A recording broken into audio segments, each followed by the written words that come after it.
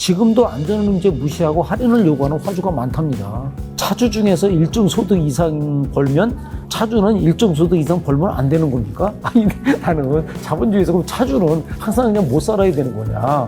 차주가 이런 말을 했어요. 실질적인 운임은 화주가 내는 건데 마지노선을 정해놓지 않으면 최저입찰 운송업체로 낙찰이 될 거 아니냐. 그러면 거기서 운송사 마진을 빼고 화물차주에게 운임이 지급된다면 제대로 된 운임이 나오겠느냐 이거죠. 어떤 분은 이렇게 얘기했습니다. 외람대우나 기존의 번호판을 돈 주고 산 사람들의 기득권은 무시되는 건가요?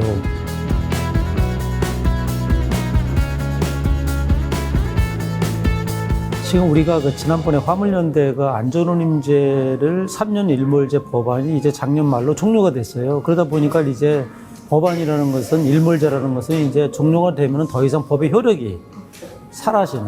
따라서 이제 무법 상태가 된 거죠. 이런 무법 상태에서 현장에서는 안전운임제를 지금 주저하는지 아니면 자율적으로 하는지 그건 잘 모르겠지만 어쨌거나 지금 상당히 불안정한 시기를 지금 한 달, 두 달째 겪고 있다. 이렇게 보시면 되고, 이제 어제 이제 국토부에서 이제 화물운송 산업에 이제 그 바람직한 이제 방안을 발표를 했어요. 그래서 이제 그걸 보니까 이제 그동안에 조금씩 나왔던 얘기를 취합을 해서 많이 했는데 그게 이제 대표적인 게 표준운임제를 검토해서 도입하겠다. 이제 그게 첫 번째입니다.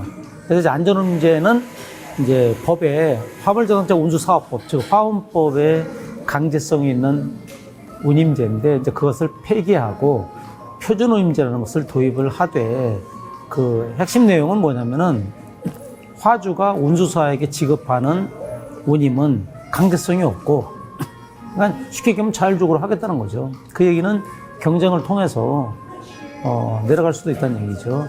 그리고 운수사들이 차주한테 지불하는 하물 운임은 강제성을 주겠다. 그치, 이제 저는 이제 이 부분에 있어서 좀 약간 어처구니가 없는 게 이것은 뭔가 안 맞는 거예요. 예를 들어서 안전운임처럼 화주가 운송사에 주는 운임과 또 운송사가 차주에 드는 운임을 다 강제를 했기 때문에 법이 안정화되고 강제적으로 시행이 됐는데 화주 처벌 조항을 없애려고 보니까 그 강제성을 이제 없애게 된 거예요.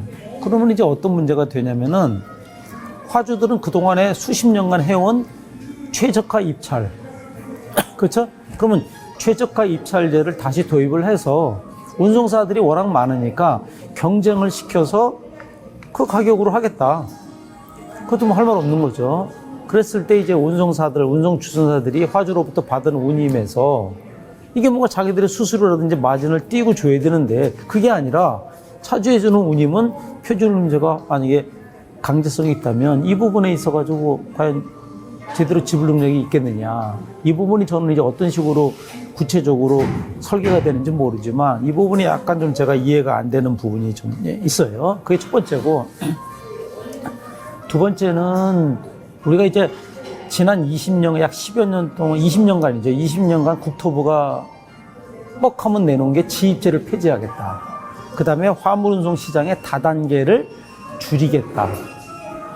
번호판 거래를 이제 못하게 하겠다. 이 세 가지를 내세워서 교통연구원의 연구용도 하고 보고서도 나오고 뭐 언론에도 많이 나왔어요. 근데 우리가 2003년에 화물연대 운송거부가 최초로 있었습니다. 그때 물리대란이 있었고 2004년에 화물차 번호판 공급 제한 조치가 생겼어요. 지금 정확하게 이제 20년째 되는 거예요. 그러면은 20년 동안 그런 말을 했는데 여태까지 진행된 게 아무것도 없다. 그러니까 지입제는 여전히 성행하고 있고 번호판은 자기들 멋대로 사고 팔고 있고 그리고 차주들은 번호판을 사는 부담도 있겠지만 나중에 차를 또 대폐차하면 또 무슨 번호판 값을 또 내야 되는 뭐 이런 어처구니 없는 그런 부분도 있어요. 그러면은 이 지입제로 통해서 지입료, 월 관리비, 그쵸? 지입료, 집화료 이런 갖은 명목의 수수료를 띄면서 화물 운송 지입회사나 이런 주선사들은 별로 하는 게 물론 열심히 하시겠지만 이제 언론에 의하면은 별로 하는 것 없이 중간에서 많이 챙긴다는 거고 차주들만 힘들다 이런 얘기가 나오니까 결국은 지입제가 전 세계에서 이제 유일한데, 이 유일한 전 세계, 우리나라가 유일한 게 이제 어음도 유일하잖아요.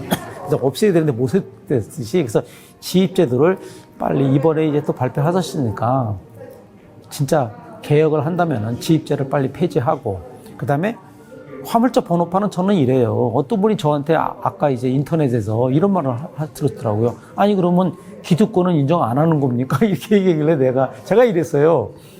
정부에서 최초로 화물차를 우리가 번호판을 줄 때 말이죠. 그 이제 T2라고 그래요. 여러분들이 그 화물차 옛날에 제가 이제 현업에 있을 때 보면은 화물차를 운송 사업을 하려면은 T가 있어야 돼. T라는 게 이제 쉽게 얘기하면 그 몇 대를 확보하느냐 이런 거거든요. 그럼 T 이제 그게 이제 번호판이에요. 그러면 번호판이 없는 회사는 양도양수를 합니다. 뭔가 운송회사에서 사는 거죠. 그때 이제 번호판을 같이 사요.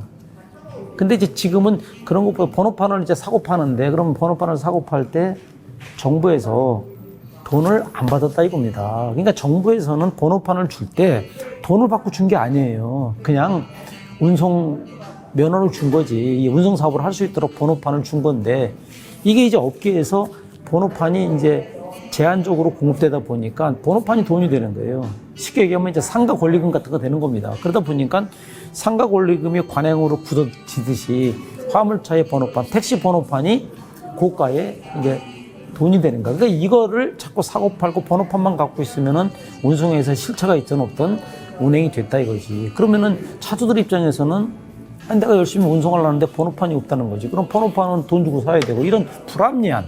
그렇죠? 우리가 이것이 태동된 거는 화물차 공급을 제한하기 때문에 생긴 거예요. 그러니까 이게 제가 이제 80년대에 물류회사에 있을 때 보면은 운송회사를 하려면은 25대가 있어야 돼요. 그게 등록 기준이야. 그러다가 너무 많다 이래가지고 5대로 줄였어요.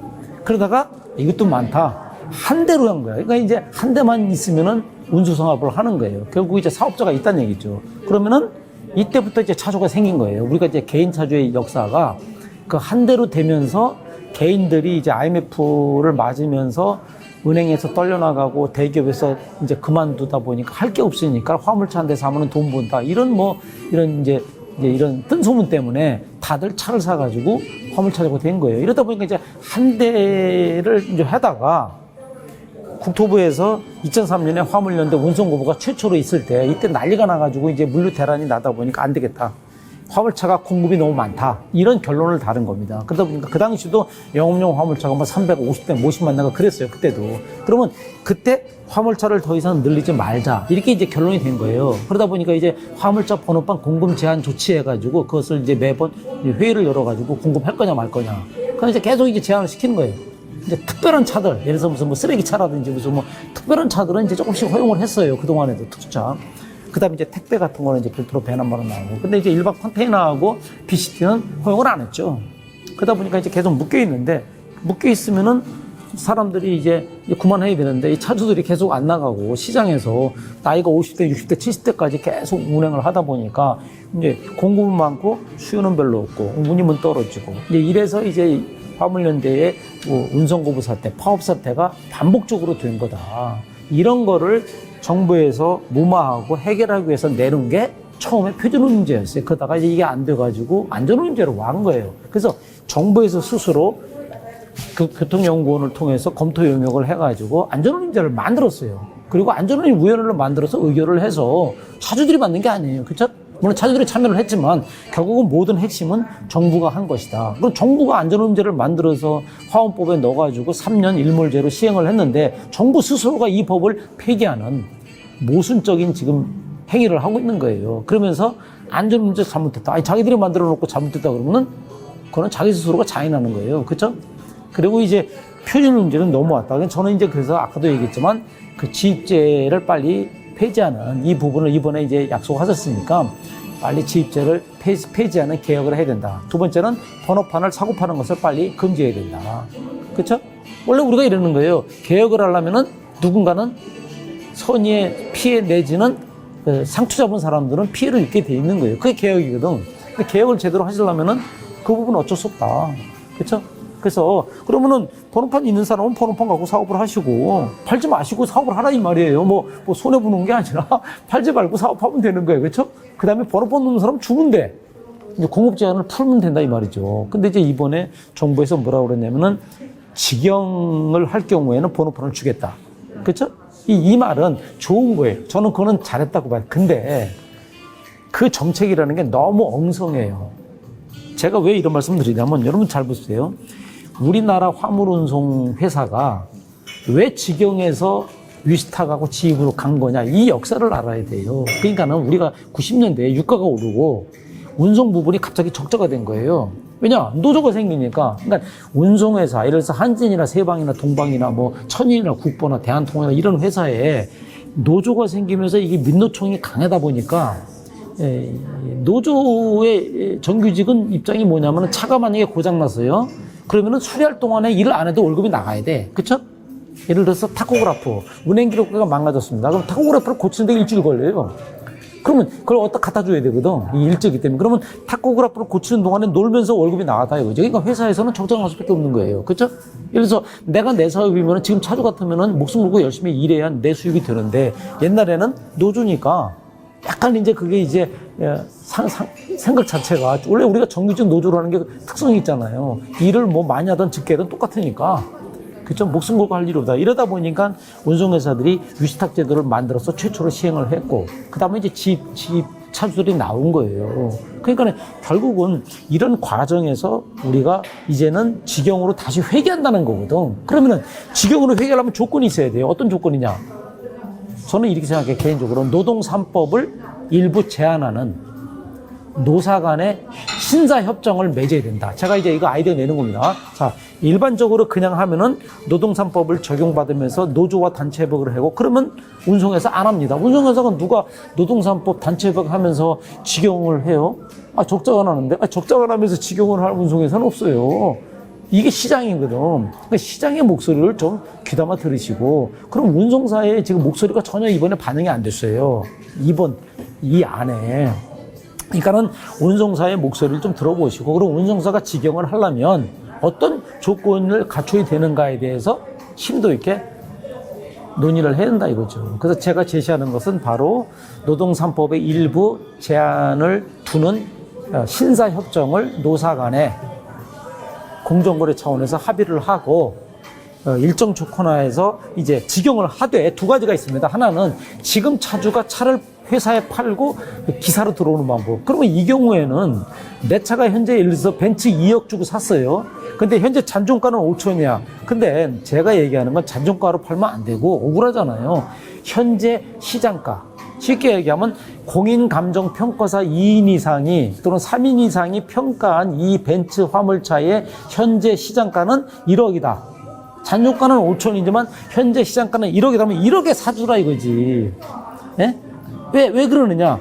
기업 입장에서도 1억에 산다고 손해가 아니야. 왜? 시장의 가치가 1억이니까. 그렇죠?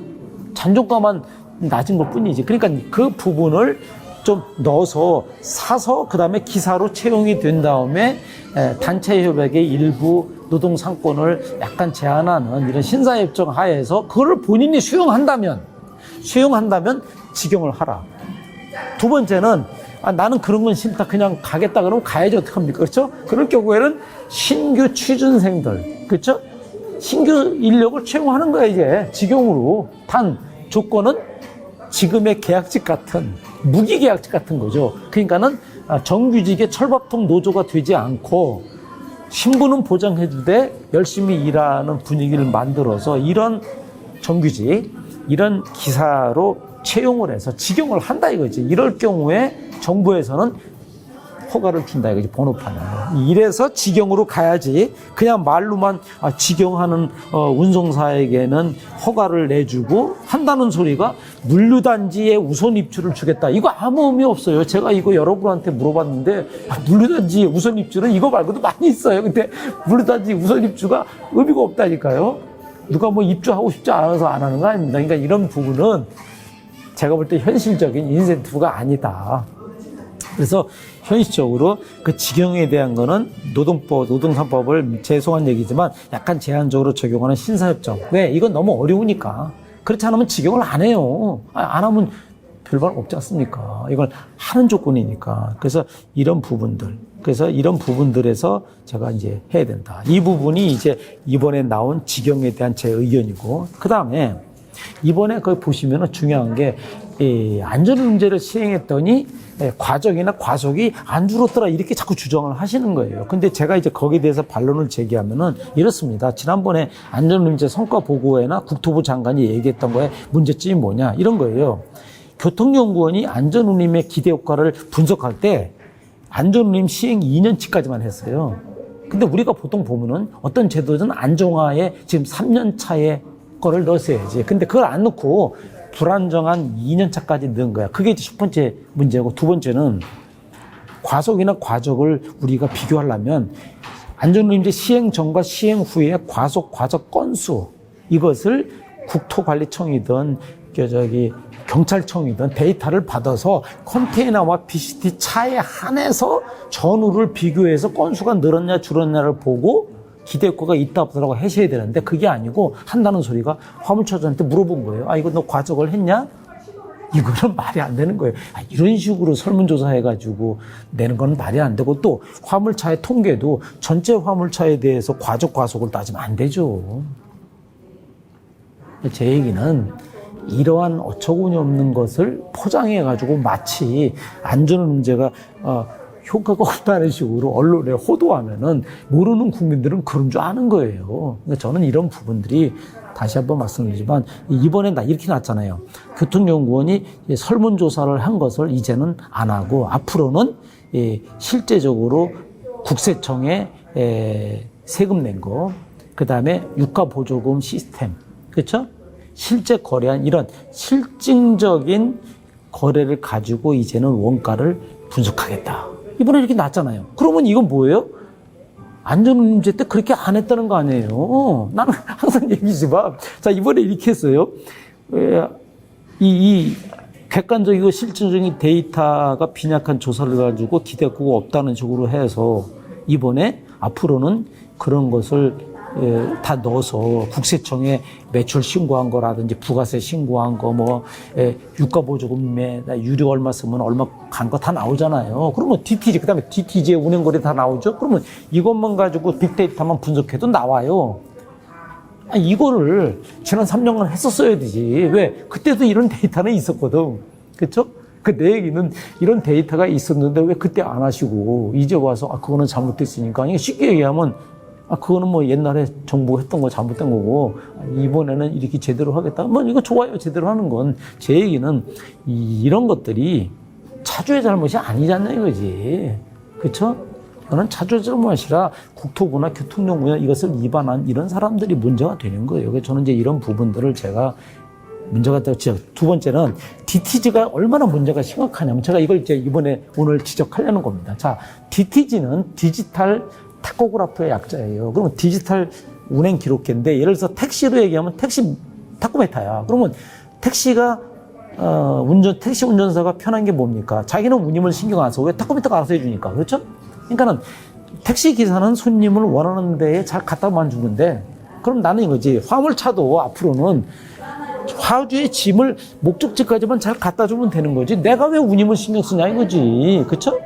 택시 기사처럼 알아서 타코메타가 있어가지고. 그러면은 DTG라는 게 일정 톤수 이상의 화물차에 의무적으로 장착하도록 화운법에 규정이 돼 있어요. 두 번째는 DTG에서 생성된 운행 기록은 교통안전공단의 시스템에 보고하게 돼 있죠. 그리고 교통안전공단은 이것을 분석해가지고 문제점을 운송사와 차주에게 통보해서 시정을 요구를 하게 돼 있어요. 자, 지난 3년간 이거 했어요? 일부 했어요. 하지만 제대로 안 했어요. 또 제대로 엄청난 이런 데이터, 아마 인력이 부족했겠죠. 그러면 저는 이거예요. 자, 그러면은 DTG를 장착할 때 돈이 얼마 들었냐? 자, 보세요. 정부 예산이 엄청나게 들었습니다. DTG가 정부 지원이 있거든요. 그럼 정부 돈이 막대하게 들어갔어요. 기업의 돈도 들어가고 차주 돈도 들어갔습니다. 그러면 이 막대한 돈을 들여서 DTG가 수십만 대가 다뤘는지 잘 모르겠는데, 그럼 이런 막대한 예산은 어떻게 할 거며, 두 번째, DTG를 달고 나니까 차주들이 이런 얘기를 해요. 2, 3년 지나니까 고장이 나니까 이게 수리가 잘 안 돼. 그리고 업체들이 난립해가지고 모델이 자꾸 뭐 바뀐다든지 데이터 요금을 내야 되고, 그러니까 이런 거지. 수리비 내야지, 데이터 요금 내야지. 그러니까 3년, 4년 지나면은 차라리 새 거로 사는 게 낫다. 이런 얘기를 해요. 그러면 이런 것들을 차주가 만들었나요? 아니잖아요. 결국은 정부가 이런 거에 근본적인 문제가 있다는 겁니다. 책임을 져야 되는 거예요. 그러면은 DTG는 좋은 거예요. 좋은 거를 너무 일찍 다루는지 모르겠지만, 그럼 이런 걸 외국은 잘 하고 있어. 독일 같은 데는. 걔네들 분석해가지고 다 통보하고 다 하거든. 그러면 저는 이런 DTG에 대한 예산 낭비를 이제 안 하려면은 제대로 된 업자 선정과 유지보수라든지 이런 것들을 잘 하고, 비용 측면에서도 데이터 사용료를 차주가 뭐 다 부담, 이러면 안 돼요. 예를 들어서 어떤 회사는 회사가 부담하고 어떤 회사는 회사 반 차주 반. 그렇죠? 그리고 이런 것들도 차주한테는 이제 문제가 된다는 거죠. 그래서 저는 이번에 이제 그 국토부에서 DTG를 언급했잖아요. 그래서 안전을 하겠다. 그거는 DTG가 급발진, 급회전, 급제동, 운행시간, 휴식시간 다 나와. 그쵸? 그러면은 DTG만 분석 잘하면은 화물운송화 차의 특성을 다 알 수가 있고 다 적발해낼 수 있어요. 그러면 그거는 이론적인 얘기고, 현실적으로 DTG를 장착했을 때 제대로 분석해서 그 결과를 운송사나 차주에게 통보하고 시정을 하고, 이런 부분은 노력을 함께 해야 되는데, 그냥 덜렁 달아주고 고장나면 나몰라라 하고 뭐 유지보수비 들고 데이터 사용료 내고, 그럼 차주가 무슨 보험입니까? 이런 것은 안 되고 실질적으로 DTG에서 해야 된다. 이제 그 다음에 이번에 이 발표를 보니까 그 위원회 있지 않습니까? 그 표준운임위원회가, 우리가 안전운임위원회가 13명이었어요. 그러면 공익위원 4명, 그 다음에 화주 3명, 운수사 3명, 차주 3명. 이래서 13명인데, 이번에 이른다는 거예요. 공익위원을 6명으로 늘리고, 화주사 3명 그대로 하고, 운수사하고 차주는 1명씩 줄이겠다.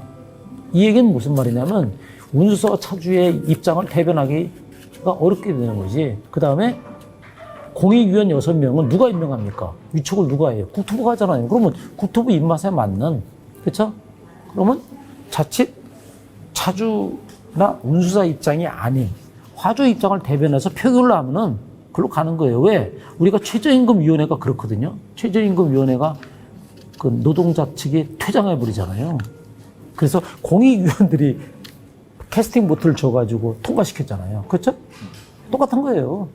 안전운임도. 그러면 표준님도 앞으로 이쪽에 인원이 많아지면은, 제가 볼 때는 이런 것은 이런 식으로 화주에게 유리한 방식으로 이거는 하면은 이것은 설득력도 없고 분명히 문제가 될 것이다. 제가 이제 이 부분을 꼭 말씀드리고 싶고, 그 다음에 이제, 우리가 물류산업이 지금 여기가 보시면 정상화 방안 해가지고, 우리 물류산업이 그럼 왜 이렇게 됐는가에 대해서는 가장 큰 문제점은 통계의 부재. 그렇죠? 현황도 잘 모르는 거예요. 그러니까 국토부의 통계, 저는 솔직히 이렇게 믿을 만한 건 못 됩니다. 그래서 과연 그 통계가 어떻게 나왔는지도 우리가 검증을 해봐야 되고, 그래서 뭐든지 표준운임제를 하기 전에 물류산업의 현황과 통계를 명확하게 파악을 하고, 그런 데서 공감을 얻은 상태에서 설계를 하고 이런 것을 발표를 해서 가했어야 돼요.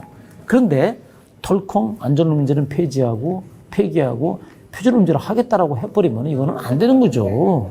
그러니까는 표준운임제로 가는 건 좋다 이거지. 하지만 가기 전에 일단 그것을 준비하는 준비 기간과 분석 설계 기간 내는 안전운임제를 그대로 시행을 하고, 그게 1년이 될지 2년일지 하고, 그 다음에 표준운임제를 만들어서 법적으로 시행을 하라는 거지.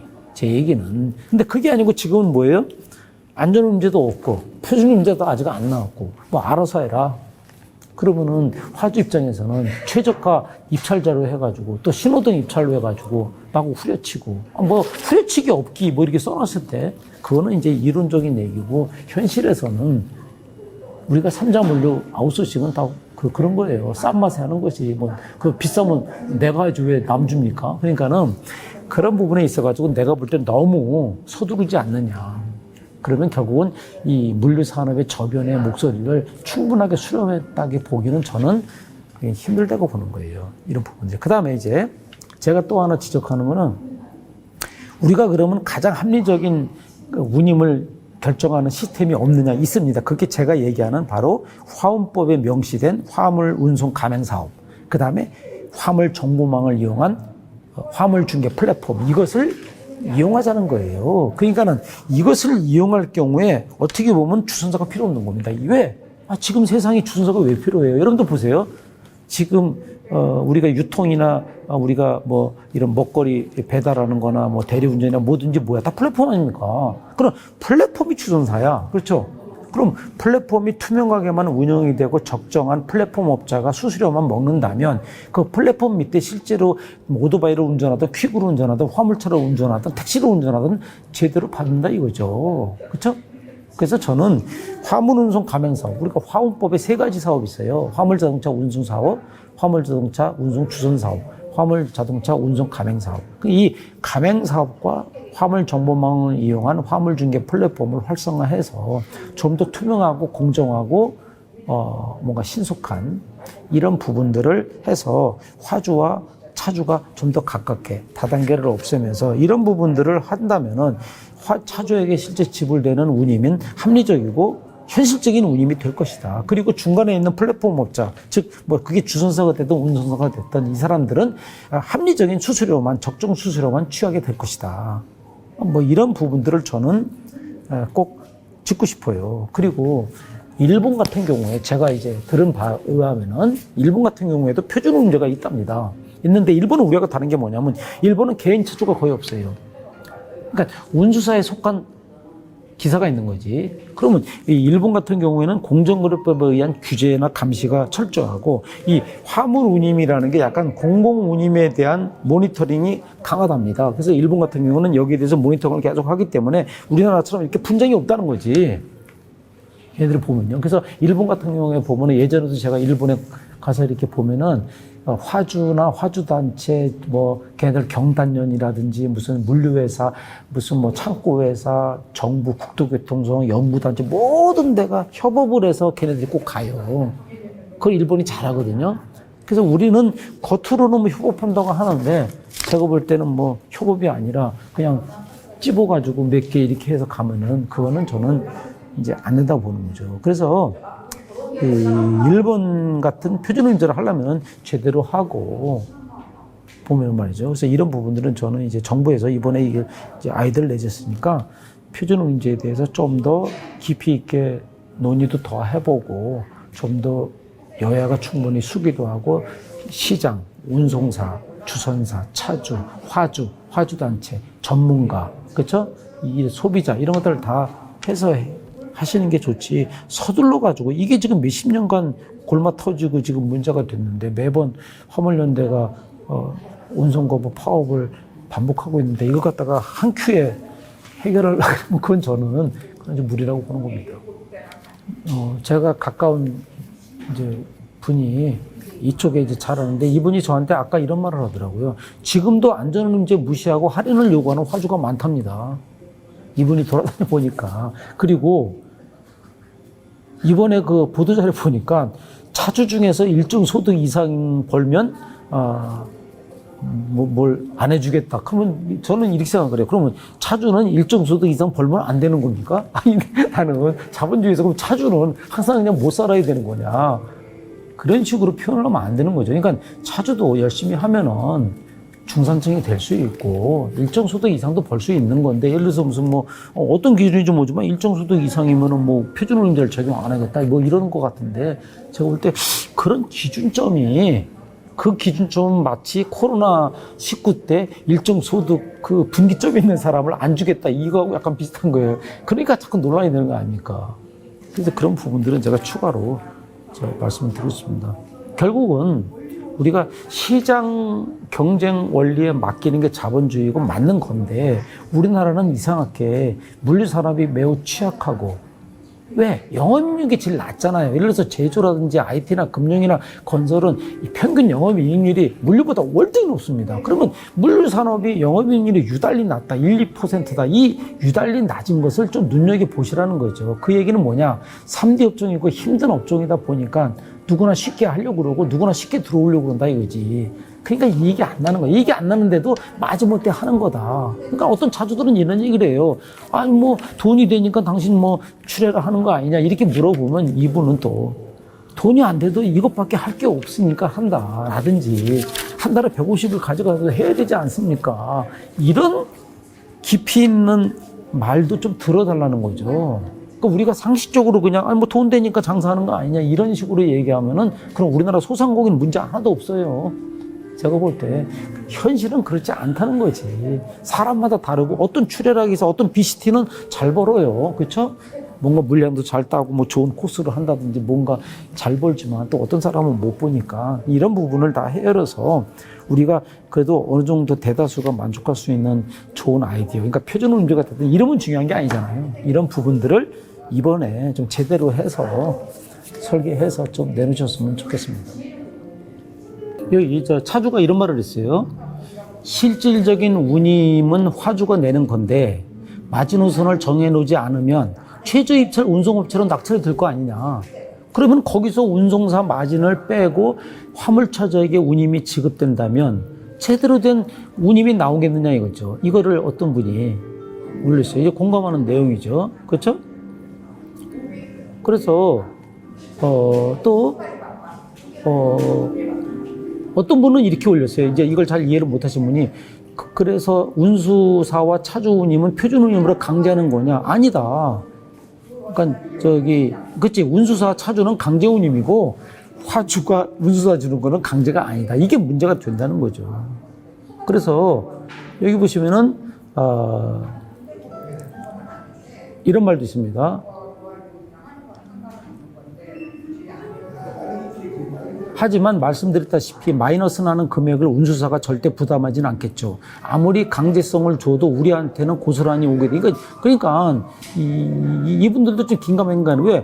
그럼 운수사가 적자 보고 주지는 않을 거 아니에요. 그렇죠? 그러면 최전 낙찰을 되면 운임이 적은데 여기서 주는데 실제로 주는 금액은 표준 운임이랑 만약에 표준 운임이 높다면 그러면 마이너스로 줘야 될 거 아니에요. 그러면 운수사가 이게 가능하겠느냐 이거지. 그렇죠? 그래서 또 여기 보시면은 대부분은 그 마이너스는 결과적으로는 우리 몫이다, 차주 몫이다라는 좀 자조적인 얘기를 하세요. 결국에는. 그 다음에 외국에서는 운행 제한 시간이 있는 거로 알고 있다. 그러면 운행을 제한시키면은 시간을 제한시키면 운임도 오르고 사고율도 줄지 않느냐. 10탕 거 9탕만 하면 되니까. 그래서 제가 이걸 썼어요. 이미 미국이나 EU나 일본에서는 화물차 운전원의 운행시간을 법으로 규제하고 운행시간과 휴게시간, 그다음에 연속 운행시간 후 휴게시간을 모두 법으로 정해서 의무적으로 준수해야 돼요. 근데 우리나라도 이런 게 있어요. 있는데 우리나라는 실제적으로 제대로 선진국처럼 되지 않고 있다 이거지. 예를 들어서 의왕아시대하고 부산신항을 한 달에 20발이 20탕을 하는데 만일 운행시간이나 휴게시간을 철저하게 제한시키고 안전운임을 제대로 준다면 굳이 목숨 걸고 25탕을 할 이유는 없다는 거지, 차주들이. 그렇죠? 그러니까 차주 입장에서는 우리가 과속할 이유도 많이 뛸 이유도 없다는 거죠. 그러니까 아까도 제가 얘기했다시피 화물차에 킬로미터, 톤 미터기 꼽고, 그러니까 제가 가장 이상적인 건 뭐냐? 킬로미터당, 톤당 운임만 결정돼서 이것을 미터기로 만들어서 꼽아놓으면 신경 쓸 거 없고 안전 운행만 하면 되죠. 그렇죠? 왜? 그 미터기에 있는 운임은 국가가 만든 거니까, 택시처럼.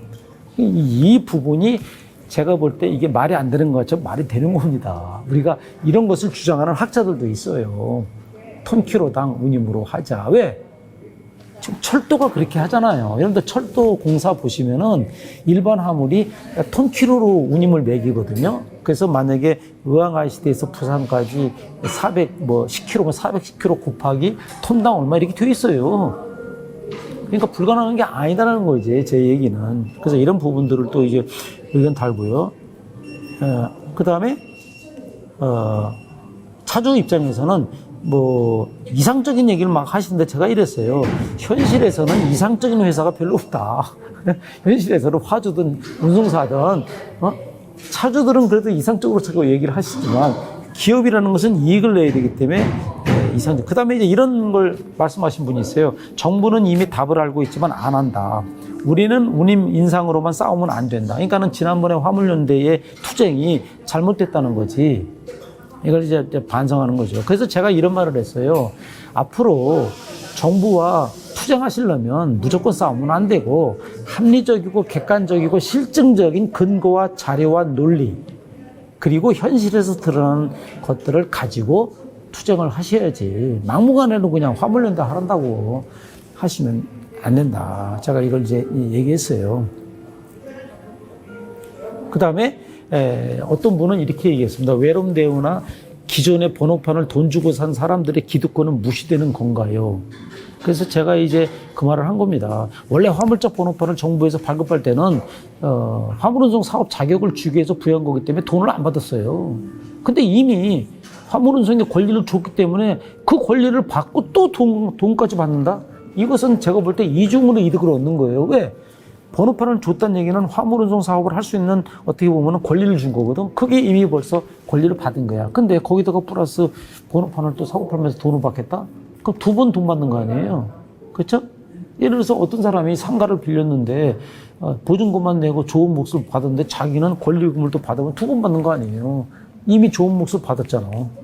뭐 이런 부분들. 그래서 운수사들이 번호판에 기인한 기득권을 인정해달라고 주장할 수 있다 이거지. 하지만 화물운송 산업의 근본적인 개혁을 위해서는 지입제와 다단계 운송 그리고 번호판의 불법적인 거래는 반드시 근절해야만이 근본적인 개혁이 가능하다는 게 제 생각이에요. 물론 이게 쉽지 않습니다만은 노력을 해야 되고 미국 같은 경우에도요.